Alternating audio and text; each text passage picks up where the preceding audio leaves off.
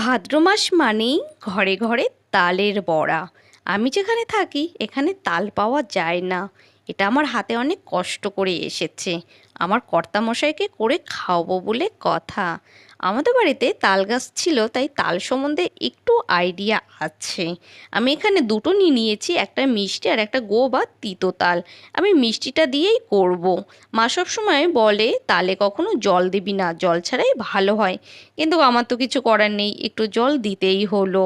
এক এক করে তালের মধ্যে চালের গুঁড়ো, সুজি, চিনি, ময়দা, স্বাদ মতন একটু নুন দিয়ে খুব ভালো করে আমি মাখিয়ে নেব এবং 10 মিনিটের জন্য রেস্টে রেখেও দেব।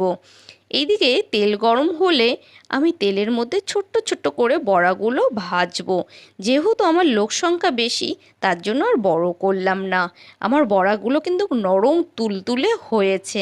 আজ তোমাদের দাদাভাই কিন্তু খুব মজা করে খাবে।